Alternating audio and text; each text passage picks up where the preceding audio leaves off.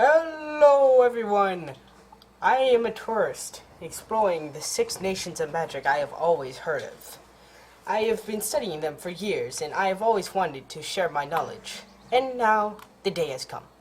I will be exploring the 6 nations of magic and I hope you enjoy me talking about it. Anyways, I am a travel agent. I'm the head of a travel agency and manager of travel agent um Serpent Island Travel Agency.co.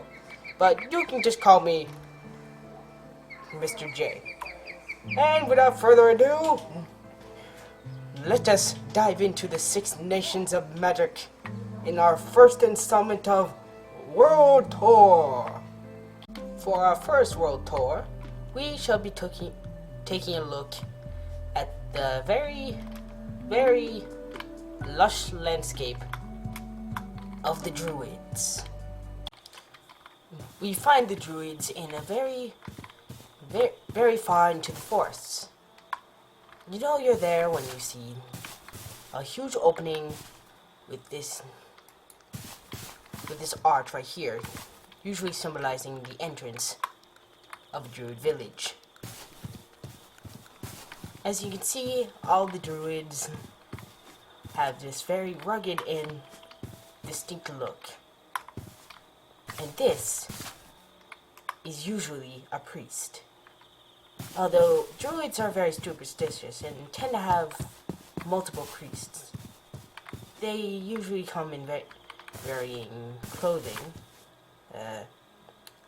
I think this guy's just flexing. Although the females usually tend to move towards more outfits like that. Oh, sorry, Mom. And over here are usually what you would see as the houses that you would live in as a druid. Usually they are made of very thick trees known as kahua wood. Sorry, Druid words are very hard to pronounce. These trees are usually very thick, but not very tall, which makes them very, cozy houses to live in. Although this would usually be one of the smaller houses you would find. This is, Druids are very packed together. This is actually one of the smaller villages in the Druid nation. Although one thing, to be fair, most Druid villages are very alike, but most are. Sorry, got a little tongue-tied there. Okay, what I meant to say was most Druid villages aren't very alike. They vary in shape and form, but one characteristic they all have is a stone rune in the middle. This stone rune is usually found in the middle, like I stated, and is used for performing rituals. That is the main source of Druid magic. When a young Druid comes of age, they will perform a ritual right in the center, and then they'll be given full privileges as a Druid. And over here, we have the farms. You see, Druids don't get their power from elemental forces. No. They get them from plants. They usually stick to traditional crops such as potatoes. Potatoes, carrots, wheat, but they mostly stick to a special magical herb known as wormroot. I think I'm not sure, but something like that. When combined with the stick, it creates a magical wand that that helps druids use magic. Without this magical herb existing, druids would not exist at all. And then they can grind various herbs to make dust, which are the actual spells that you can perform.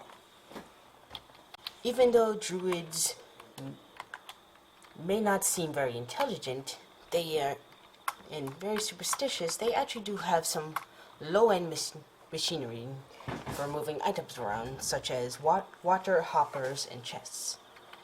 Oh, and I forgot to mention some of the other buildings that you would find in the druid village. Over here is the storehouse, where all the magical items and food is stored.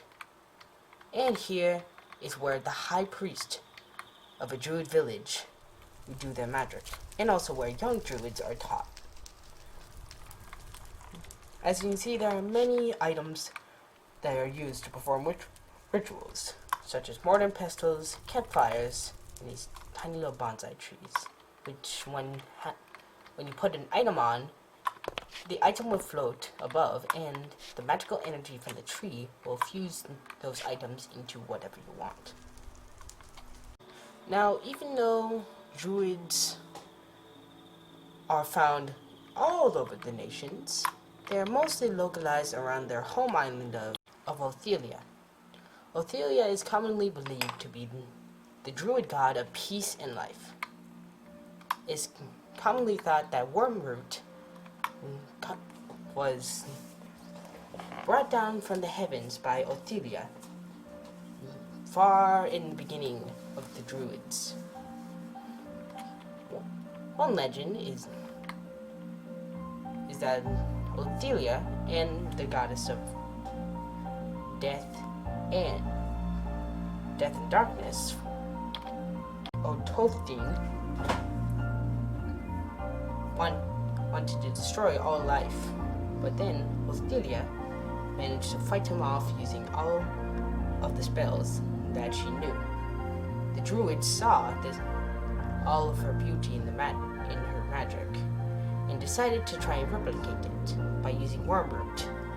And sooner or later, one young druid decided, why not use herbs and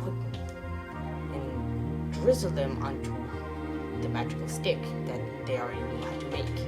And thus is the beginning of the druids. Okay, one last thing before we go. The druid god Othelia is usually depicted as either a beautiful woman or a swan, but mostly a beautiful woman. Commonly shown with 6 arms, it is believed that in each arm she holds one of the 6 nations. And although her most disturbing and strange feature is the fact that she has 2 eyes, one on her forehead and one on her chest. It's said that with the eye on her head, she judges your actions and reads your thoughts to see if you've done anything worthy of a sin. And with the eye on her chest, she sees if you have been impure or have done something like killing an animal. Killing an animal is against the druid's way of life. They're very pacifistic and very friendly, may I add. And also one thing that has been boggling my mind for years now: why aren't all the other nations like the Druids? Why can't they be peaceful? Well, that just covers it for this episode of World Tour. And one last thing before we go, I have just made a TikTok account, so if you want to check me out, then please visit TikTok and visit Caribbean Raider, and you will see I have posted a few videos already. I hope you enjoy, and I will see you next time, my dear travelers.